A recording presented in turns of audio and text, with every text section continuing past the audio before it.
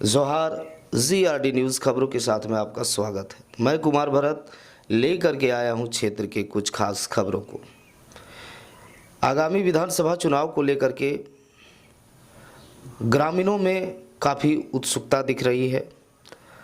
आइए ZRD news channel के माध्यम से आज हमारे बीच जुड़ चुके हैं जमुआ विधानसभा क्षेत्र के उखरसाल गांव के। सबसे पहले सर आप अपना परिचय बता दीजिए, क्या नाम हुआ आपका? मेरा नाम रवि हुआ, मैं उखरसाल का रहने वाली हूँ। जमुआ विधानसभा के एक वोटर हैं, हम कुछ बात रखना चाहेंगे। जमुआ विधानसभा में अभी दो कैंडिडेट पूर्ण रूप से चहलकदमी दिखते हुए नज़र आ रहे हैं। एक तो बीजेपी से जो खड़ा हुई हैं डॉक्टर मंजू कुमारी, दूसरा JMM से हैं केदार हाजरा जी। क्या लगता है आपको कि इसमें से पहले तो हालांकि जमुआ से जो डॉक्टर मंजू कुमारी हैं वो कांग्रेस में थी, इस चुनाव में उन्होंने पार्टी बदल करके बीजेपी में आए, इससे क्या प्रभाव पड़ रहा है क्षेत्र में? जैसे हम कहना चाह रहे हैं कि हम लोग तो शुरू से बीजेपी विरोधी का है कि वो जो बीजेपी पार्टी जो है वो जो है सो संविधान विरोधी पार्टी है। ये हमारे हित के लिए कभी नहीं सोचते हैं। पहली बात, जैसे रह गई मंजू कुमारी, तो वो मेरी बहुत अच्छे थोड़ा फैमिली टाइप से भी थी। हम लोग जैसे बरकरार हमेशा मतलब जो है सो उनके साथ में जो बातचीत होते आ रहा है, प्लस में जो है सो उनको हम सपोर्ट करते आ रहे हैं। बात रही कि उसने जो है सो बीजेपी में ज्वाइन कर ली, जिसके कारण हम लोग को जो है सो उस पार्टी उसको छोड़ना पड़ा, और छोड़ के जो है सो हम लोग आज JMM के साथ हैं और शुरू से थे और उन्हीं में रहना चाह रहे हैं। जैसे हम बीजेपी छोड़ने का मेन रीज़न था कारण कि हम लोग को जो शुरू से जो है सो बीजेपी हम लोग को कभी सपोर्ट किए हैं ना कभी करेंगे, कारण कि वो जो क्या बीजेपी जो एक मिनट क्या कारण रहा है कि बीजेपी को आप सपोर्ट नहीं कर रहे हैं? क्या वजह रही है जो आज आप बीजेपी को नहीं सपोर्ट कर रहे हैं? क्या बीजेपी के द्वारा आपके लिए कोई वैसा मुहिम या फिर वैसी योजना उस तरह से आपको वंचित रखा गया, या फिर किस कारण से आप बीजेपी को नहीं सपोर्ट करते? जी, हम इसलिए सपोर्ट नहीं करना चाह रहे हैं कारण कि जो मेरे पूर्वजों ने डॉक्टर BR अम्बेडकर ने संविधान को बनाया, हमारे लिए सिर्फ नहीं बल्कि पूरा इंडिया के वासियों के लिए सबको बराबर का अधिकार दिया। इस चीज़ को जो है जो संविधान को हम पूर्ण रूप से जो बनाया और जो अच्छी तरह से जो पूरा भारत चल रही थी, उनमें जो सो बीजेपी ने संशोधन करने की कोशिश की और कर रही है। बहुत सारे आरक्षण जो थी उसने छीन लिया, बहुत सारे ऐसे जो है और बहुत सारे हैं करना में जो उसने किया है गलत हम लोग के साथ, इसीलिए हम उनको सपोर्ट नहीं करते हैं। जिस तरह से आज बीजेपी जो है धर्म को लेकर के, जात पात को लेकर के, हिंदू मुस्लिम को लेकर के वोट मांगने की कोशिश कर रही है, इस पर आप क्या कहना चाहेंगे? जैसे देखिए, हम कहना चाह रहे हैं, पहली बात आप बोलें कि आरक्षण से ही सिर्फ विरोधी या आरक्षण विरोधी हैं या और कोई चीज़ का विरोधी है जी। वो जो बीजेपी पार्टी वो जुमला पार्टी है, वो हमेशा जुमला ही बात करते हैं। आप देखिए कुछ साल पहले 22 में उसने घोषणा किया था कि जो है सो पूरा भारत में 2 करोड़ रोज़गार देंगे। आज तक तो पता नहीं चला कि 2 करोड़ रोज़गार कहाँ चली गई। उसने बात किया कि हर इंसान के खाते में 15 लाख रुपया करके आएंगे, किसी के पास नहीं आया आज तक, तो हमको नहीं पता है कि किसी 15 लाख की योजना तो जुमलेबाज निकला। हाँ, जुमलेबाज तो है ही, प्लस में 100 स्मार्ट सिटी बनाएंगे, बनाए नहीं।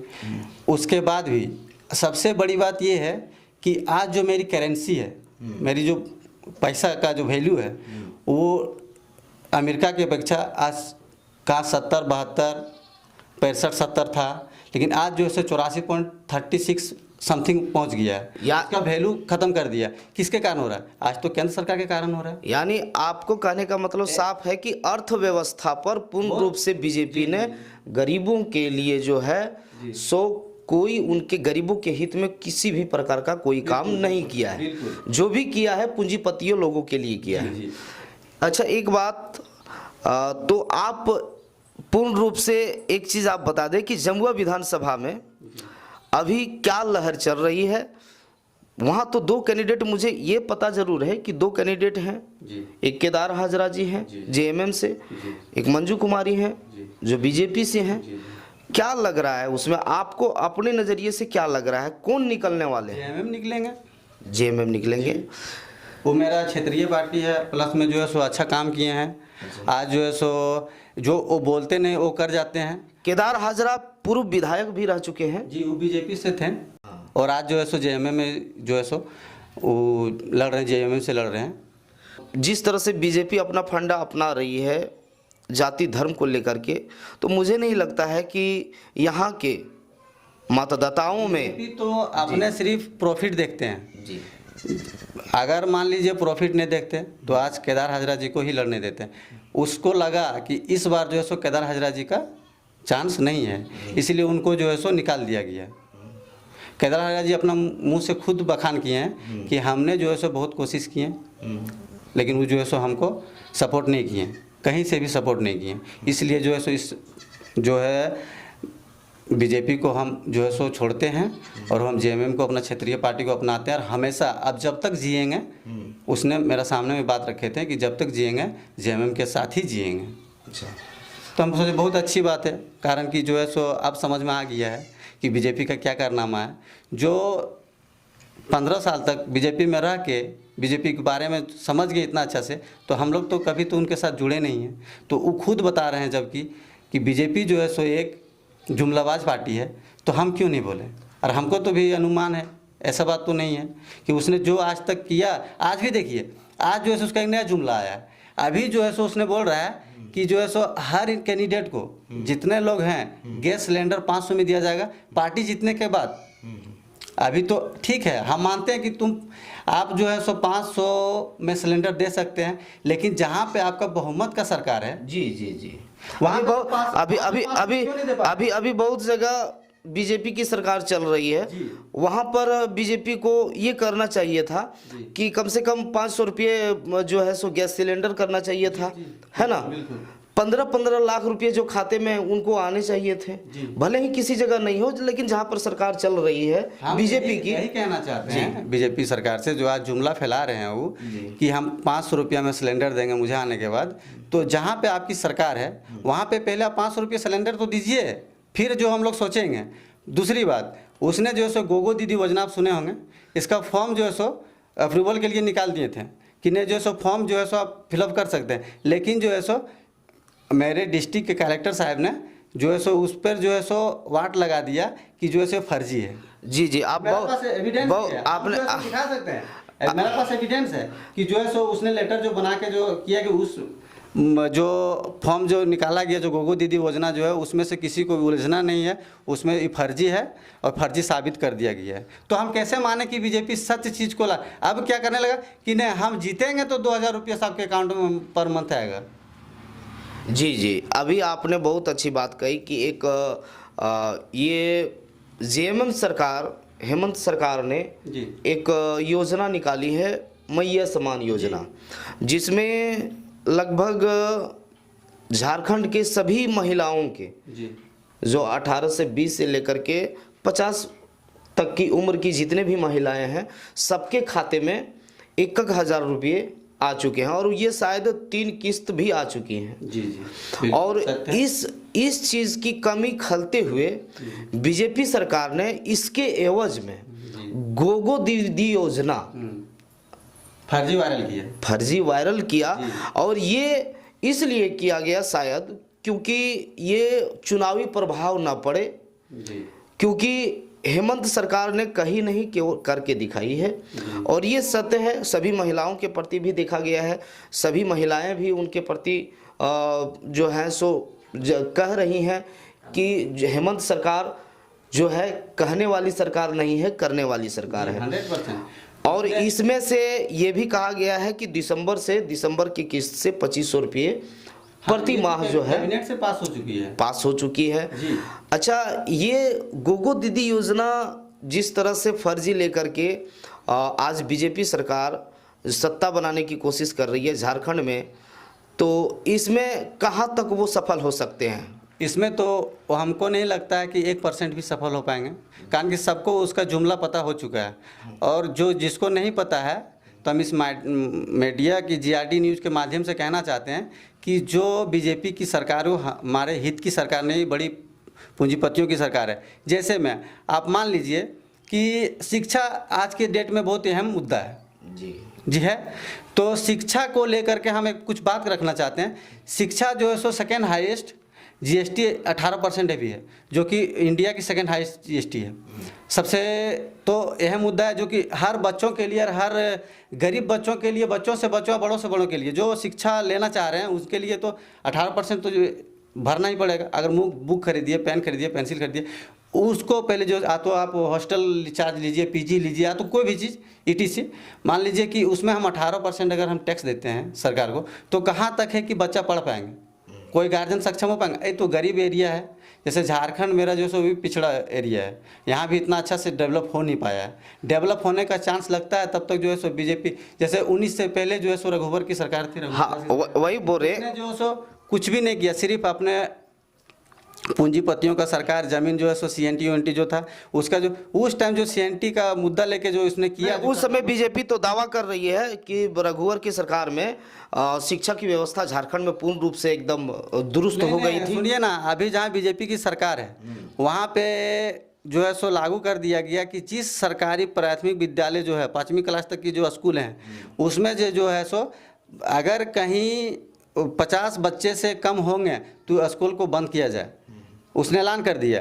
तो आप जो है सो हम इसको, इस सरकार को हम कहना चाहते हैं इस चैनल के माध्यम से कि जो 50 से कम बच्चे हैं तो किस कारण उस पर आप मुद्दा पे बात कीजिए ना कि क्यों कम है। आज जो है सो प्राइवेट सेक्टर जितने भी स्कूल हैं सबको बंद कीजिए, आप सरकारी को दुरुस्त कीजिए, ताकि हर बच्चे से बच्चे, गरीब के बच्चे भी पढ़ सकते हैं और अमीर का भी बच्चे। अमीर के लिए तो क्या है, पैसा उनके पास अनाप शनाप है, वो तो कहीं भी बड़े से बड़े स्कूल में पढ़ा सकते हैं, लेकिन क्या गरीब के बच्चे पढ़ा पाएंगे?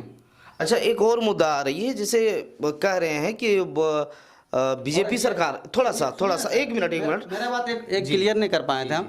जैसे शिक्षा लेकर के जो हम बात कर रहे थे 18% जीएसटी, लेकिन वही देखिए उसी सरकार में बीजेपी, जैसे बीजेपी के सरकार में ही जीएसटी लागू की गई, उनमें से देखिए सोना, हीरा, मोती जो है वो तो सब तो पूंजीपति लोग ही खरीदते हैं, गरीब का तो बस की बात है नहीं। उनका 3% जीएसटी क्यों? हम यही पूछना चाहते हैं सरकार से कि इसका 3% जीएसटी क्यों लगाते हैं आप? ये तो लगभग तय हो चुके हैं या फिर लोग जानने लगे हैं कि बीजेपी सरकार पूर्ण रूप से पूंजीपतियों लोगों के लिए है, ये गरीबों के लिए नहीं है। और एक और चीज़ है कि बीजेपी जेएमएम सरकार पर, हेमंत सरकार पर ये क्लेम डाल रही है कि झारखंड में जो है सो बांग्लादेशियों को पनाह दिया जा रहा है। इस पर आप क्या कहना चाहिए? इसमें तो सरासर गलत है जी।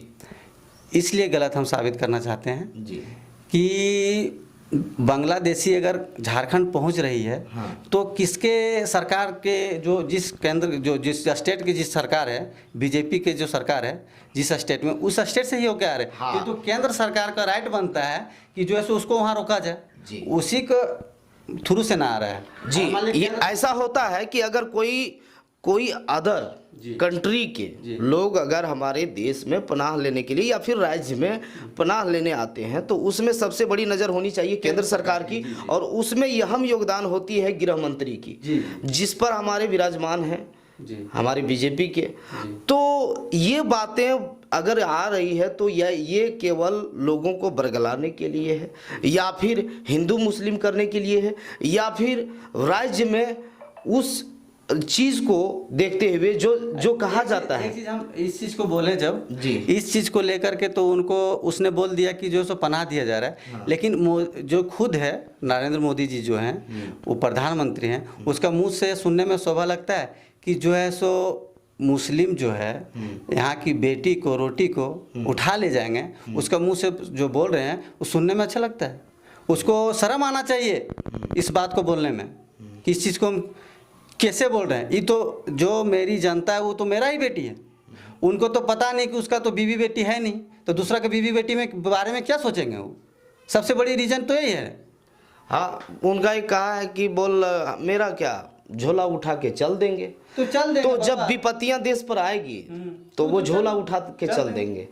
अच्छा ठीक है, ये बात है, लेकिन जब झोला उठा के चल देंगे तो फिर बीजेपी में चुनाव के प्रति इतनी आक्रोश क्यों, इतनी जात पात क्यों, इतनी घृणा क्यों, इतना हिंदू मुस्लिम क्यों?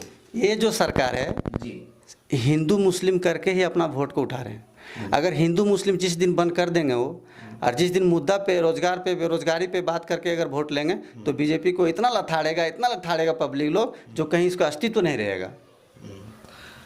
देख सकते कि जिस तरह से कहा जाए कि एक तरह से लोगों में आक्रोश ये चीज़ की है कि अगर बीजेपी जात पात को न लेकर के, अगर रोज़गार को लेकर के अगर वोट मांगने आए तो ही बीजेपी लोगों के बीच पूर्ण रूप से रह सकते हैं, लोगों के दिलों में रह सकते हैं। अगर उनके द्वारा ये जात पात, अभी एक नारा चल रहा है कि बंटोगे तो कटोगे, इससे ये साबित होता है, इस पर आप क्या कहना चाहेंगे? हम तो बोलना चाह रहे हैं सरकार बटोगे तो कटोगे। हाँ। आप खुद नारा दे रहे हैं कि बटोगे तो कटोगे, तो कौन बांट रहा है? हिंदू मुस्लिम कौन कर रहा है? हम तो वही पूछना चाह रहे हैं कि आप अहम सवाल हमसे पूछें कि बटोगे तो कटोगे, तो हम यही पूछना चाह रहे हैं कि बांटने और काटने का बातें कौन कर रही है? हाँ, वही चीज है। खुद तो सरकार, जिनकी सरकार वही तो बोल रहे कि बटोगे तो कटे, तो बट कौन रहा है सर? आप बताइए तो हमको जवाब दीजिए कि बट कौन रहा है? एक तरफ से हिंदू मुस्लिम बात तो आप ही रहे हैं।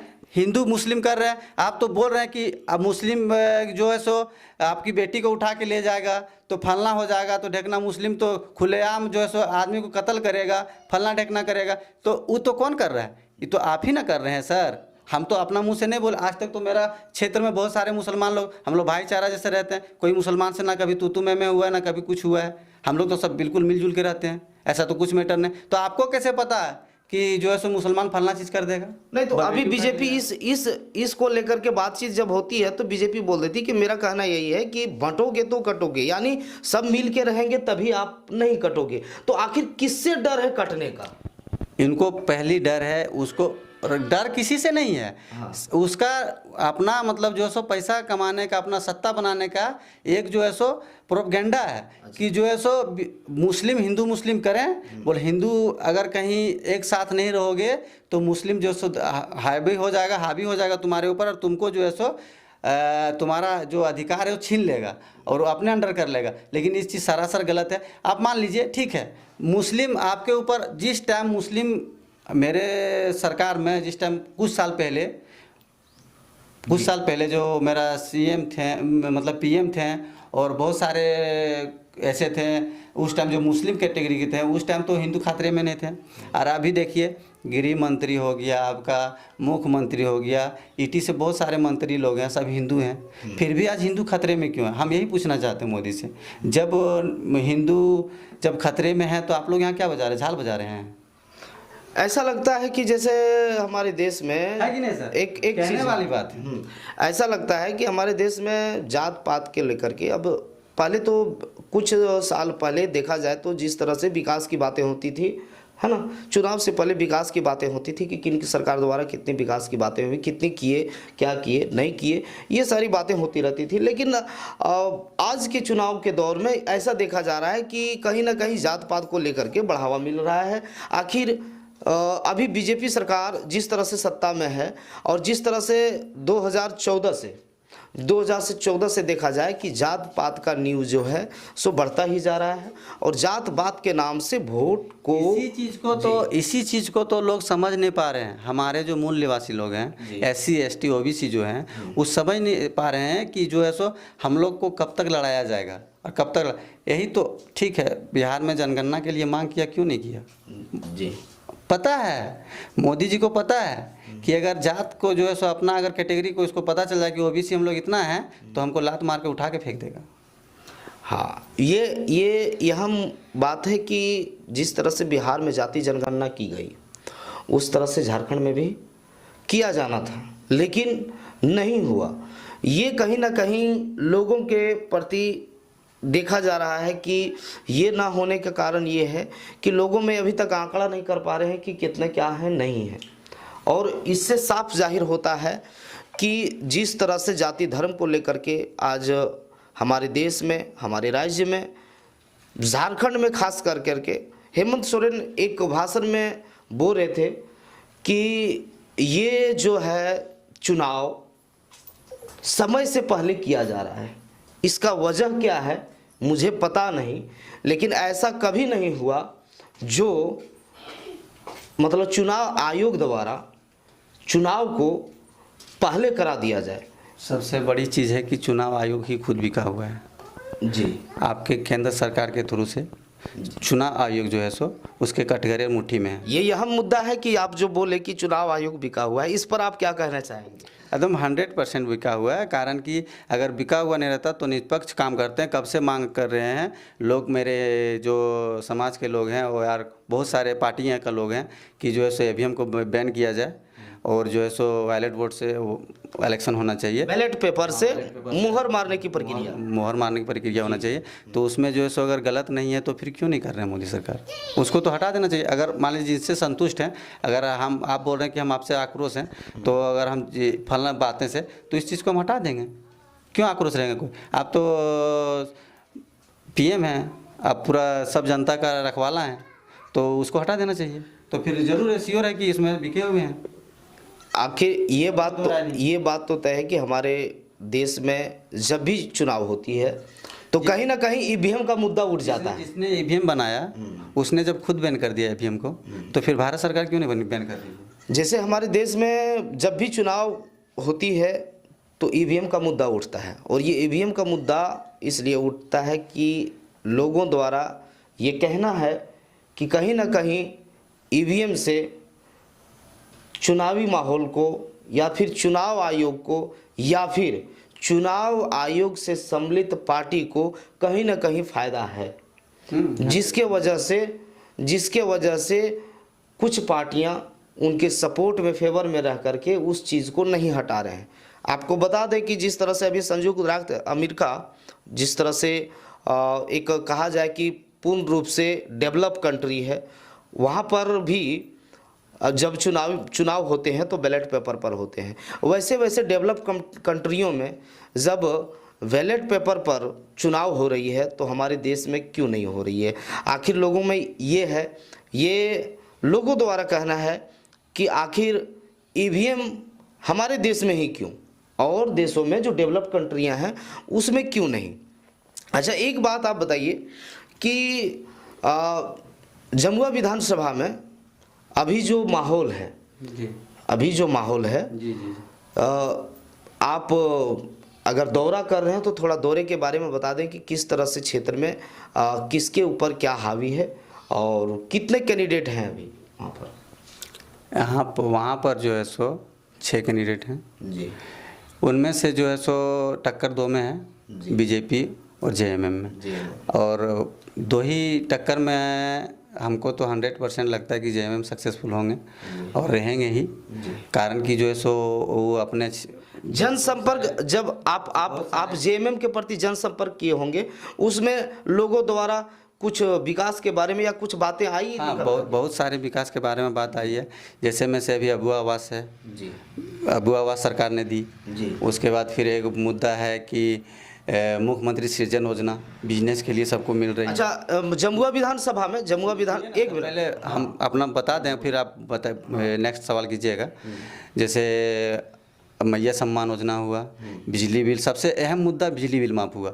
सबके गरीब, जैसे कि बड़े बड़े पूंजीपति लोग जो हैं और जो अच्छा इनकम अर्न करते हैं, उन लोग तो बिजली तो अपना सही टाइम पे पेमेंट कर रहे थे, पर गरीब लोगों को ड्यू जो था वो बहुत सारा बिजली, किसी के घर में 40,000, किसी के घर में 50,000 करके ड्यू था, तो उनको जो है सो सरकार ने एक बार में जो है सो सब माफ़ कर दिए। तो सबसे बड़ा चीज़ वही है कि पब्लिक के दिल में यही सबसे बड़ा चीज़ है, एक मैया सम्मान योजना और एक बिजली बिल, दोनों लेकर के जो है सो बहुत उत्सुक हैं कि नहीं बहुत अच्छे काम किए हैं, और उनके लेकर के जो है सो जेएमएम पार्टी जो है सो सरकार बनाएगी। मतलब साफ है कि जिस तरह से जेएमएम सरकार ने 2 कदम उठाई है, जो कदम लोगों के दिलों में बस गया है, एक तो मैया सम्मान योजना, दूसरा है बिजली बिल माफ़ होना।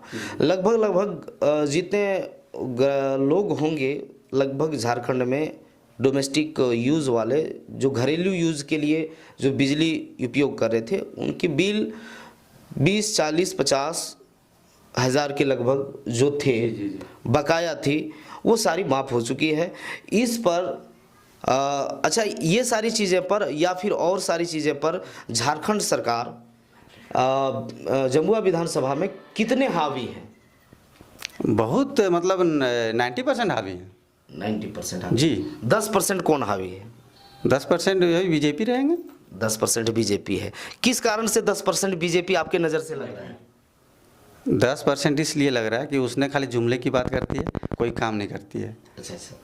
आप क्षेत्र में आके मतलब कि ज़मीन पे आके उतर के देखिए, धरातल में कोई काम नहीं किए हैं, सिर्फ जुमले किए हैं।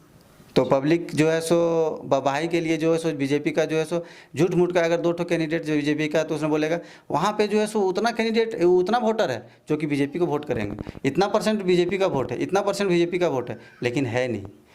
ये तो इलेक्शन के बाद 23 तारीख रिजल्ट में पता चलेगा कि कहाँ पे। जी, अब देखना ये है कि किस तरह से आगामी 2024 की विधानसभा चुनाव में जमुआ विधानसभा से कौन प्रत्याशी बाजी मारते हैं और क्या करते हैं, ये आने वाली खबरों के साथ आप जुड़े रहें।